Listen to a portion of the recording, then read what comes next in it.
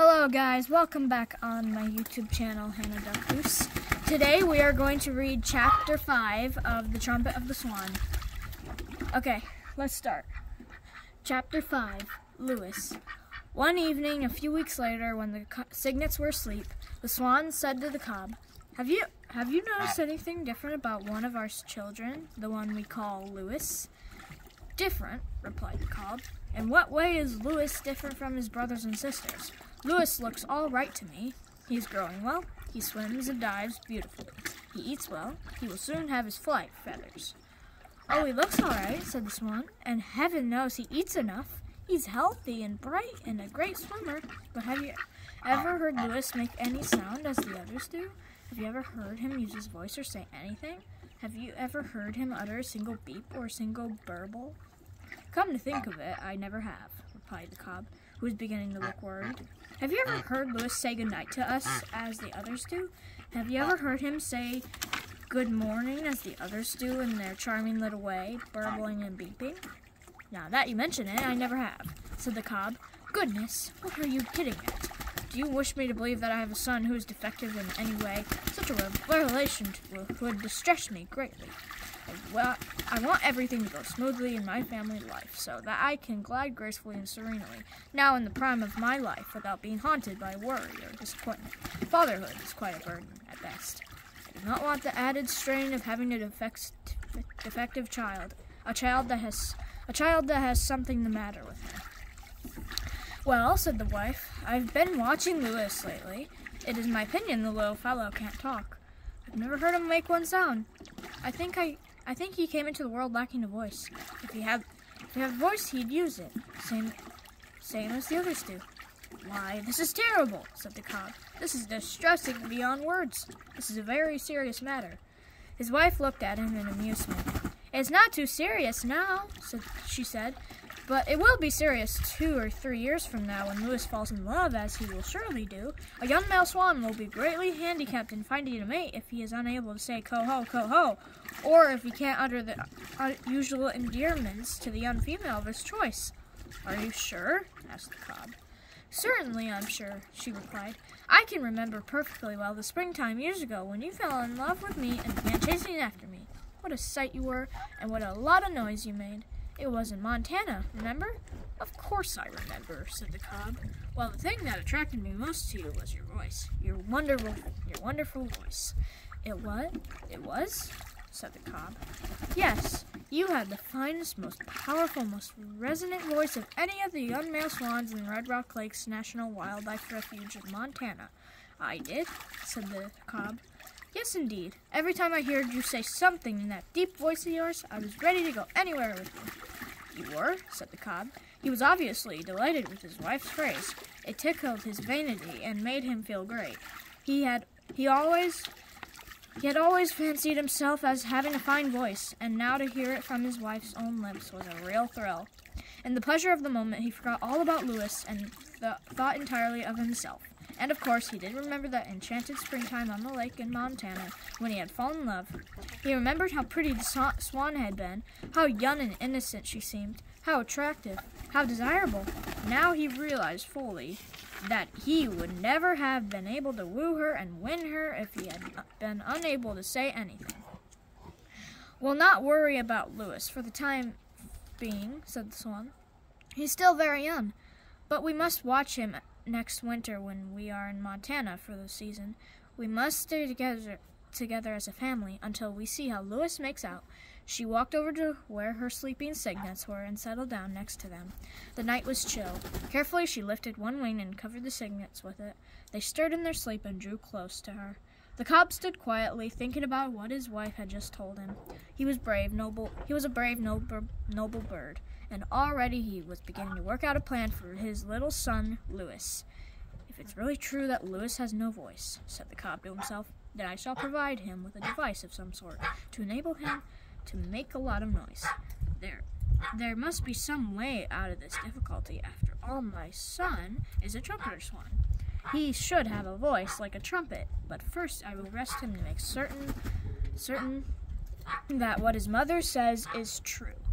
The cob was unable to sleep that night. He stood on one leg, quietly, but sleep never came. Next morning, after everyone had enjoyed a good breakfast, he led Louis apart from the others. "Louis," he said, "I wish to speak to you alone. Let's just you and I take a swim by ourselves to the other end of the pond, where we can talk privately without being interrupted." Louis was surprised by this, but he nodded his head and followed his father, swimming strongly in his wake. He did not understand why his father wanted to speak to him alone, without his brothers and sisters.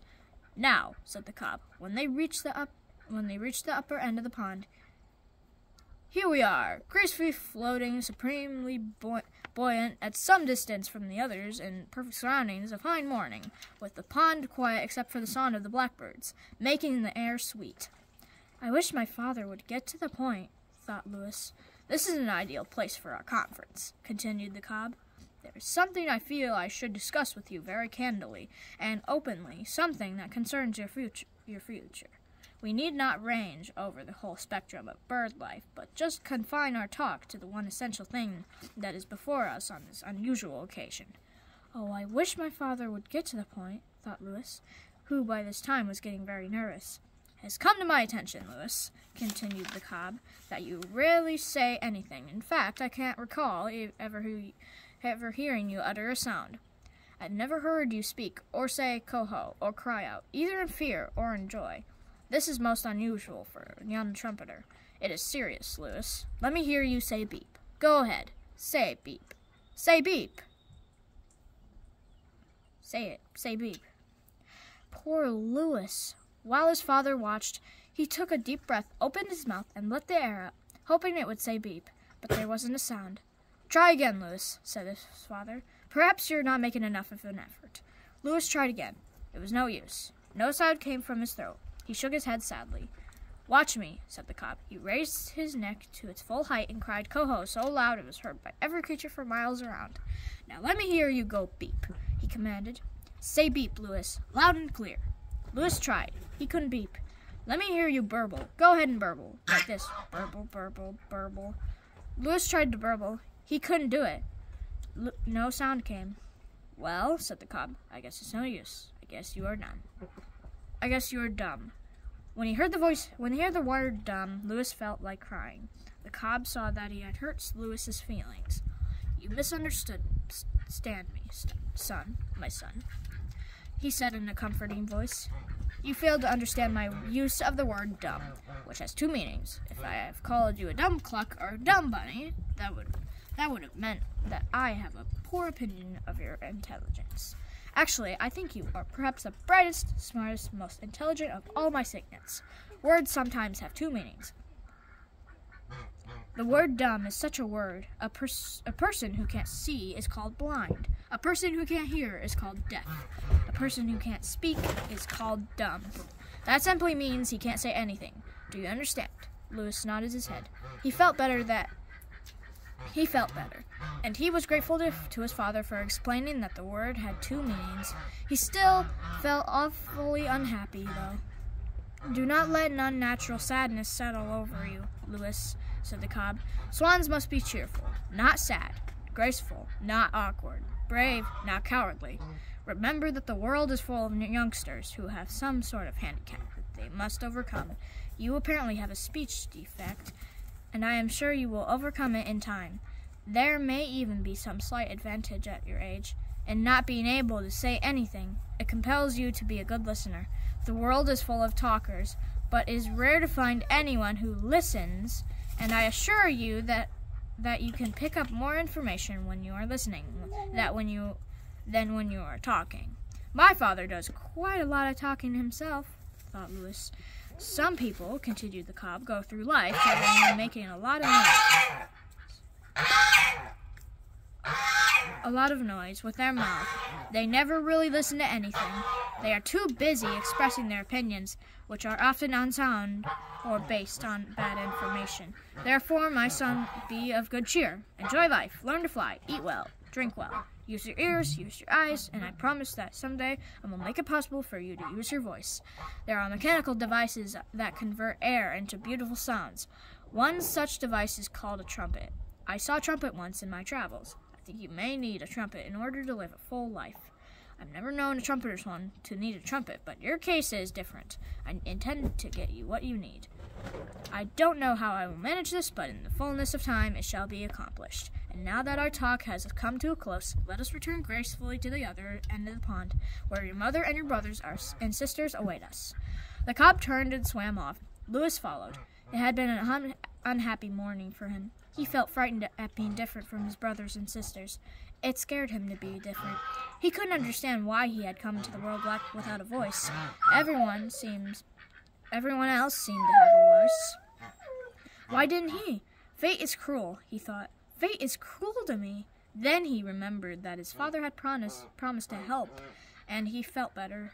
Soon they joined the others, and everyone started water games, and Louis joined in, dipping and splashing and diving and twisting. Louis could splash water farther than any of the others, but he couldn't shout while he was doing it. To be able to shout while you are splashing water is half the fun. Well, guys, that was the end of Chapter 5 of The Trumpet of the Swan. I hope you enjoyed it, but I'm pretty sure you noticed that the geese must have gone away in most of the video, but I'm pretty sure you got to enjoy seeing the ducks and geese again. So I hope you enjoyed this video. Leave a like and subscribe, and stay free.